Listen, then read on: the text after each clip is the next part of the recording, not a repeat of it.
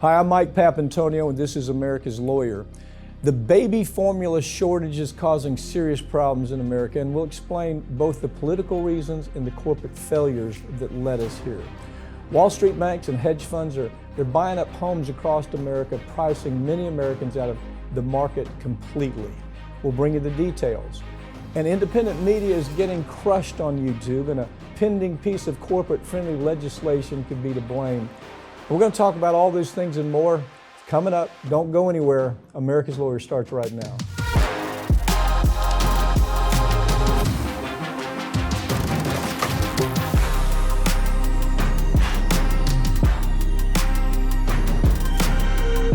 Baby formula remains in short supply in the United States, and the Biden administration is struggling to come up with an answer about why. Ring of Fire's Farron Cousins joins me now to talk about this and many other issues. You know, as I look at this story, we've been talking about the supply chain for a long time. Yeah. There's some very obvious things, and that is this administration wants to act like it's not a problem. I don't know why. They have Buttigieg out there. He was on the Sunday talk show saying, well, the reason we have a supply problem with baby formula has nothing to do with government. He said, government, we don't make this product. It was the craziest response I've ever heard. And I think he's on his last leg. I really do believe this is the second hit for him. It really is. And, you know, he's also come out later in the week and said, listen, you know, I have twins. This is obviously a very personal issue for me. So he's trying to do a little bit of damage control there, but people got the first impression there, right? They're angry. They're scared. I mean, people are terrified right now. How can I feed my baby without this formula? And for anybody that doesn't have children that may not have gone through this, formula for many parents is the only option, especially if you're having to send the child to daycare.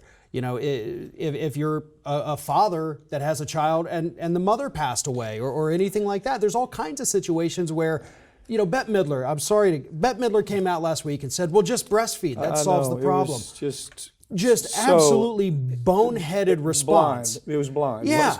I mean, that's not an option for many parents. Totally and so blind. They're scared, they're angry, and they're wondering, how am I going to feed my child tomorrow? And this administration, unfortunately, they didn't cause the problem, but they don't have any answers either. What's really bad for the administration is that this is a microcosm. You see, the GOP, and they're already doing it. They're beating Biden and Buttigieg to death. My disappointment in Buttigieg is not coming to the aid of Biden. It's like he's protecting himself. He should be protecting the president. Yeah. You know, if you really think about it, Buttigieg comes out and says, well, we've been working hard on this since February. Well, you didn't tell the president because he didn't know about it until a week and a half ago. Literally. That's the first time it came to his radar.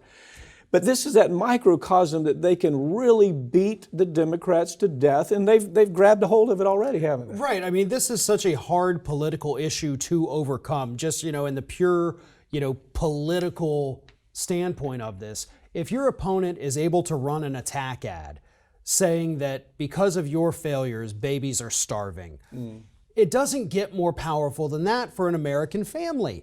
I mean, this is a huge political problem in an already contentious midterm election race that we have going on right now. I don't know how you undo this, especially with these midterms, these attacks, the administration not having a good response to it. You can say it in 15 seconds. That's the problem. Anything you can attack him with in 15 seconds is a problem for him. And the people around him need to step the hell up. Yeah. And they need to take some responsibility. It's not his job. It's their job. Yes, he hired them, but it's their job. And if they don't do that, it's going to get worse and worse as the midterms approach. A whistleblower's come forward with information about the negligence at Abbott that helped create the baby formula shortage. Abbott is getting all this attention, but Nestle is really the biggest manufacturer. Yeah. And Nestle, we know, you and I have done a dozen stories on Nestle. They are complete psychopaths. The worst corporation on the planet. There's no, actually, they may have been voted the worst. They certainly come up in the first 5 every year when we look at their conduct. But pick it up from there. Pick up that first part of the story. Yeah, so what we know now is that obviously there were major problems at Abbott's processing facility, their packing facility, where they packaged all the baby formula, shipped it out to the United States. And this was a plant in Sturgis, Michigan. They had a massive bacterial outbreak that actually killed 2 babies that were drinking their formula. And a whistleblower came out months ago, before there was this shortage, and warned regulatory agencies they're covering up their data, they're lying to you, they're falsifying records, they're doing all of these horrible things. They fired me for calling them out on it, so you've got retaliation there too. Do something because they're killing babies. Yeah, I mean, the list comes right out of the book. Here's what they found them doing. As you said, completely falsifying records, making stuff up and saying we did these tests when they didn't do it. Releasing untested infant formula. There's steps they have to go to before the end product is released. They didn't do that. FDA the 2019 audit, FDA got hustled. Of course, the FDA always gets hustled. It's not anything to pull the wool over the FDA's eyes. The list is, at this point, has been out there since February of the things they haven't done. Now, again, the problem with this, though, is that it ties into the whole thing we started this conversation about. It's just easy to talk about. Abbott's not going to take the hit here. You have the Democrats trying to put it on Abbott. Really, the problem I'm wondering about, and this hasn't been discussed, this all seemed to start when a couple of things happened. When the major lawsuit that we brought and some other lawyers brought in this country against the formula industry for what they call NEC. It's where a preemie baby drinks the baby formula, shouldn't be given the baby formula because it's a cow's milk based, and the enzymes cause their intestines basically to disintegrate, and the baby dies a horrible death. And you're wondering, and this is a serious question. This is not conspiracy stuff, because we've seen industry do this before. Is the industry now saying, hey, you can't live without us? How dare you bring this lawsuit? It's a big lawsuit. It's one of the biggest in the country right now. And it's been brought in what they call an MDL. And we've seen it happen with other products before. We've seen it happen with pharmaceuticals, where they say, you're going to attack us? Great. We're going to make the pharmaceutical disappear. What is your take on that? Is that overreaching? Because that's not just my theory. That theory's, writers have talked about this. I think it's very plausible, because right now these manufacturers of these baby formulas have the upper hand. And to be perfectly honest, they have had the upper hand since about 2014. They put together this Infant Nutrition Council of America. Yeah. They got their regulations weakened, allowed to do all kinds of things without tests. So they have been exerting their power for many, many years. And now that there is this shortage, everybody's begging them, please, you have to save us. Save us. They get to emerge as heroes when they're actually the villains. Democrats can't package that in a 15-second ad. Republicans have their messaging. The truth gets buried. And it's terrifying. The corporation takes, we pulled that over them, because now this lawsuit that's been brought, now understand, they've known for decades that the product they were selling was killing preemie babies.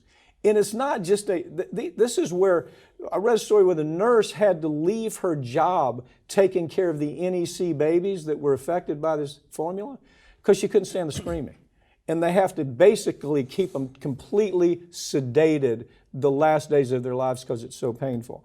So I don't know where this is going to go. I do know that it doesn't bode well for this administration. They've got to dig themselves out of another problem, along with inflation, along with gas, along with a pending recession potential, along with the border issue.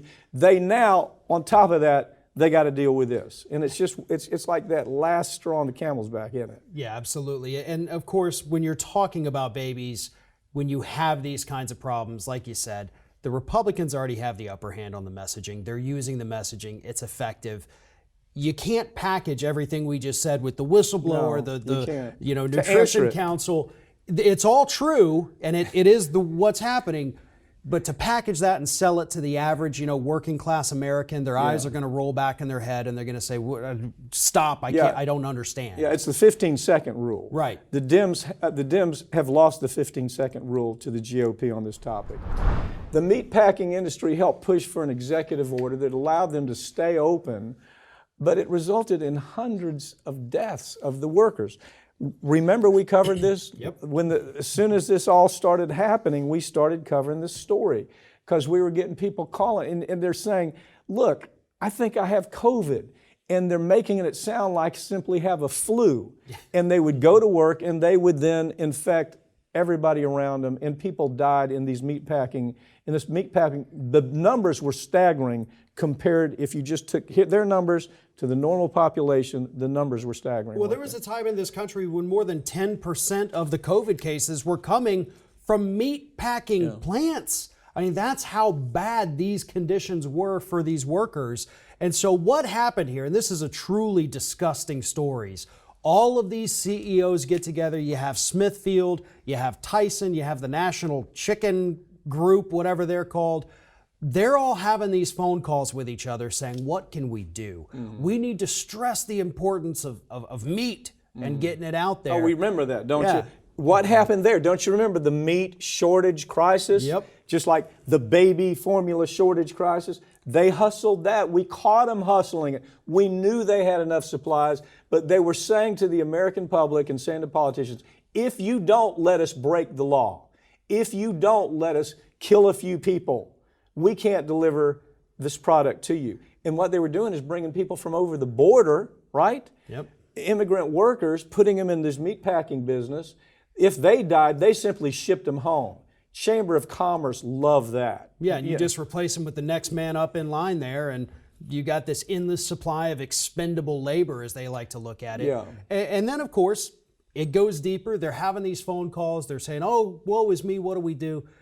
And then I think it was the Tyson CEO came up with the brilliant idea, let's write the executive order ourselves and send it through Mark Trump. Meadows, because they had this, direct line to Trump's chief of staff. He puts it in front of Trump, and of course it gets signed because, hey, we're in a meat shortage. Everybody needs to eat.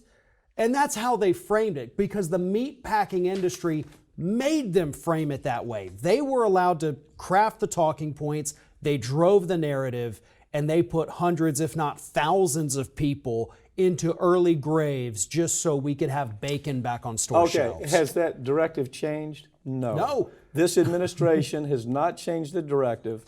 The Chamber of Commerce, again, I don't know why people miss this story. The border is not about compassion. Trust me, it is not about compassion. It's about bringing in workers in the United States. If they're on the job site and they lose an arm, no problem, ship them back. If they're working in a meat factory and they die of COVID that could have been prevented, no problem, ship the body back. They don't have to pay workers' compensation for that. There is no lawsuit that they're going to collect on there. It's expendable labor, as you put it, and that's part of the program that's happening right at the border right now. And everybody's looking at, and the media is totally missing the fact that it's being driven by the Chamber of Commerce. And Biden bought into that. Well, and Tyson Foods has been one of the leaders through the chamber in making sure that nothing ever changes with immigration. Yeah. We had talked about that probably over a decade ago, Tyson Foods being involved in that, crafting the narrative. It was with the Bush administration. They're meeting with him, making sure he doesn't close off the border so they can keep that supply of labor coming. Interesting. Republicans have always been that vacuum for Chamber of Commerce dollars. Big business, hell with consumers. That's always been the mantra of the GOP. It's always been what we brand them. It's their brand. Hell with consumers. We need big business, and we'll do whatever you want. Now, all of a sudden, the Chamber of Commerce is giving the big money to the Democrats. And that actually started before Obama's time was up as president. Right. They kind of saw things shifting a little bit. They knew that Obama was trying to crack down on the border and said, okay, well, we've got to fix this. Because typically Republicans use the border as a political rallying point, but they don't ever do anything about it. And Trump started to try to build his wall. So they said, okay, well, we've got to get a friendly administration that's just going to let this come in.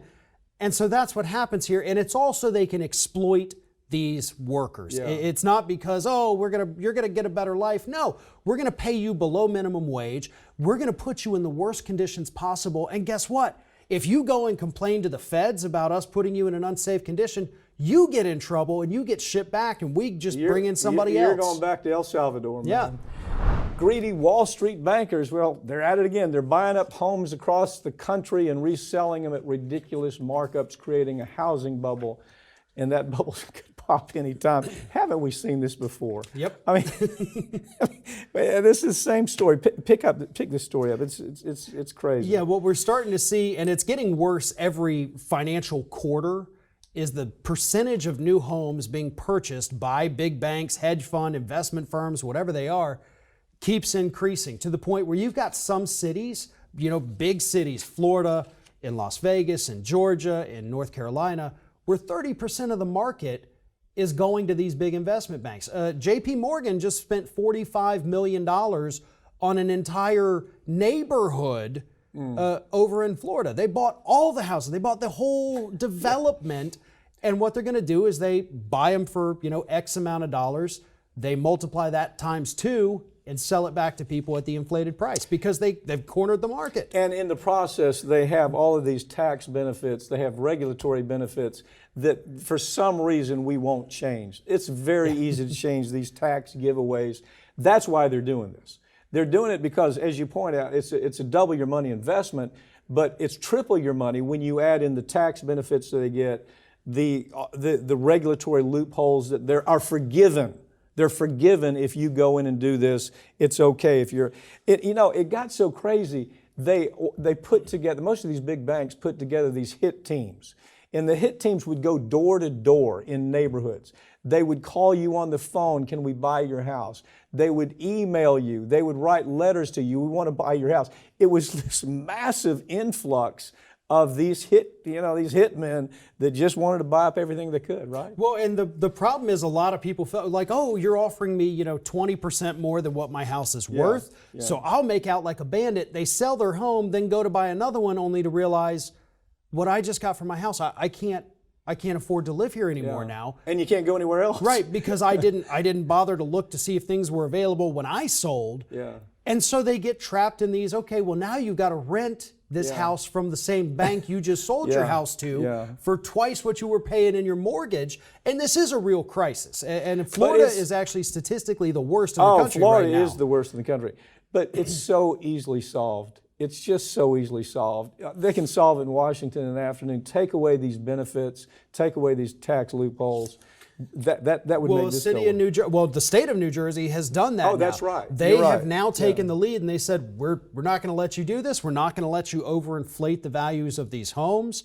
They're cracking down on it in New Jersey because they see what it does to their people. How does a young couple trying to start a life afford what's out there right now? They can't, and that's part of what New Jersey realized. Well, they're going to do what I had to do, which was you wait for the market to crash. We found a foreclosure in a nice neighborhood, snatched it up at the time, and that's where we're headed, because eventually you're going to have all these homes that will not sell, so you've got a glut on the market, and that's when the crash comes. Stick around, it's going to happen, Yeah. right? The Biden administration is getting their lawyers ready for 2 years of investigations if Republicans win the midterms, and I got to tell you, right now, all the numbers are looking like they're going to sweep the midterms. So the investigations, it starts with Biden. It starts with, that's the whole Biden family they're trying to bring into the Hunter Biden story. Hillary's process of creating this Russian collusion story. All right, with the Durham type stuff. The handling of COVID, that's going to be the targeting Fauci, that's going to be targeted. Yeah. The messy withdrawal of Afghanistan. I mean, can't you just see these? Oh, yeah. This is what, and it's a big mistake for the Republicans because when we saw the Democrats do it, they got their butts kicked. Well, and what's interesting is you've actually had a couple Republicans, I think Kevin McCarthy was one of them a few months ago, where he warned his members because they had started the rumblings, oh, we're going to investigate you, get ready, we're going to subpoena everybody and everything. And McCarthy said, guys, hold up, listen, if we spend the next 2 years of doing this, maybe we can get them on something. Can't do it. But he also said we're setting ourselves up for failure in 2024. That's right. Because if we walk in and for 2 years we have no accomplishments, kind of like this administration right now, we're toast in 2024. People are going to say, well, we brought you in to fix it. You wasted our time. We're going back to the Democrats. They can't help themselves, Farron. They can't help themselves. It's genetics. It's DNA that's going to make them do it. And, it's good news for Democrats. It's the best. It's the worst thing these guys can do. It's good news for Democrats. So you lose the battle of 2022, but maybe you win the war in and of course, the media loves it. The media loves it, and they encourage it. They encourage the investigations, but it's terrible. You get televised hearings, and maybe Hunter Biden's laptop finally shows up somewhere. Yeah, and we find out what was his password. I can't even. It's just so crazy. A former Arby's manager has admitted to urinating in milkshake mix. Wow. It's being investigated. He's also being investigated for child pornography. This guy was, now you can't blame it on Arby's, although I can't, what is that mystery meat that I don't even know what it is that they put in an Arby's sandwich. But now the milkshakes, pick it up. This was a truly bizarre story, just because obviously it started with this former manager getting investigated for distribution and possession of child pornography. And he admitted to cops, he's like, yes, I'm sexually attracted to children. And then as they're conducting their investigation and questioning of him, it's, oh, by the way, I also would pee in the milkshake mix a couple times for, as he said, sexual gratification. But then he says, oh, don't worry, I'm almost positive that I threw those batches out. And they looked through the security footage at Arby's. They found him actually peeing in the milkshake mix. They didn't see him throw it away, though. So, where this story lands to me is, what does an employer do? I mean, really, first of all, there's an employment shortage. People are not wanting to work. What does Arby's do? I mean, how do they identify this guy? It's virtually impossible, and it's almost caveat emptor nowadays, isn't it? Well, whatever you're doing, buyer beware. Whether it's a damn milkshake now, you got to be careful. Well, and it is a really interesting story because of that angle. How do you screen for this, right? You can't potentially go through everybody's computers in the interview process to see if you're hiding child pornography on there. So there has to be a better way for companies to kind of make sure that you're not hiring a milkshake peer, I guess. But if you're going anywhere, if you're going to eat that weird sandwich, God bless you. Independent media outlets are getting destroyed by YouTube, and a pending piece of legislation could be why that's happening. You and I did this story a while back, and the reason it's such an important story is where you have this corporate media cartel run by three owners, the big three that own all of corporate media. And what they're trying to do is put independent news programs just like this out of business. And they're doing a pretty darn good job of it right now by spreading around billions of dollars to Google and YouTube and saying, hey, we want to pay our way in and we want you to minimize the impact of independent media. Right. This is a very weird piece of legislation because it's being sold to the public under a completely false pretense. It's the Journalism Competition and Preservation Act, JCPA. And what the JCPA says it wants to do is we just want to level the playing field. We want to make sure if Facebook or Google, if they're sharing the story from your outlet, that you get compensated accordingly. And so who's going to determine what appropriate compensation is? Oh, well, let's put together a panel of these big multimedia companies. You got your New York Times, your Fox News, your NBCs. They're going to be the ones who create what they're describing as the media cartel that gets to set these rates and, of course, directly negotiate with these big tech giants. And we know how that will end if this becomes law. Okay, look, I'm going to date myself. Air America, you were working with me all the way back to the Air America days. You were producer for Air America. It was Al Franken, Janine Garofalo, Bobby Kennedy, Chuck D, just this really, Cenk Uygur, just incredible lineup of people that were trying to introduce progressive radio into the vast market. All right? When we saw this happening back then, the people who got nervous was corporate media, because we weren't telling the corporate media stories. We weren't worried about advertisers that are telling us, no, you can't do this story about this product that's killing people. We didn't worry about it. And so corporate media has been dumbed down to where not only do they not tell those stories, but now the American public is seeing that they're not getting really good news from places like CNN or MSNBC or Fox, because it's so jaded and it's so arranged. So there's cable cutting taking place all over the country right now. Yeah, and those networks do, to a degree, they walk on eggshells. We can't say anything hyper offensive, or else we're going to turn off the advertisers. And more importantly, we've got to make sure it's YouTube ready. That's the point of these segments. Short, quick, make it to where YouTube cannot object to any of it.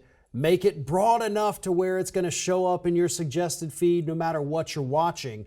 And that really is what is killing the independent media here. Because we talk about details. Right. We talk about stories behind the story. And it is all connected too with this JCPA, because these outlets understand these corporate media groups are now going to be the ones who are going to be negotiating.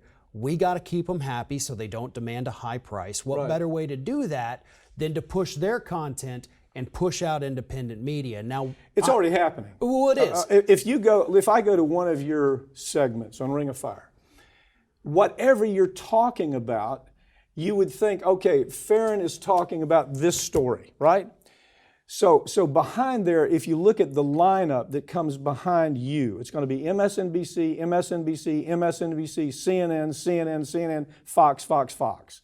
Why is that? They're not talking about this topic, but they're buying their way into, as soon as your video goes off, they're put up there. Whether somebody wants to follow their stupid story or not, it's automatic pilot. That's what Google and that's what YouTube is doing right now. Right, and I've talked to all sorts of people that do this on YouTube every single day as well. They've all seen their traffic decrease, and a lot of it is because you're not showing up in those recommended videos anymore. We have had plenty of people email us over the last year saying, I was watching your video, I stepped away, now it's CNN. Why is this happening? Right. So it is this algorithmic shift that takes place every so often with YouTube, but every time it shifts, it's more and more corporate. It's not an accident. Oh, right. You've got the big three spreading so much money around. Google is eating it up. YouTube is eating it up. And they say, we don't want to say this, but oh, by the way, we're going to put you as the next related story. MSNBC, you're the next related story. CNN, you're the next related story. It doesn't matter whether it's related at all. And it doesn't make sense if you do a video and you're doing a story that your next video should come up. No. That's how it used to be many years ago. It used to be like that. But now corporate media is in charge. Keep cutting your cable. That's the best advice I can give you. Because CNN obviously couldn't do this. Yeah. They streamed for 48 hours or something like that, and they were gone. All right, Farron, thank you for joining me, okay? Thank you. That's all for this week, but all of these segments are going to be available this coming week right here on YouTube channel. And you can follow us on Twitter at America's Lawyer. I'm Mike Papantonio, and this has been America's Lawyer, where we tell you the stories that corporate media simply won't tell you because their advertisers won't let them, or their political connections don't allow for it. We'll see you next time.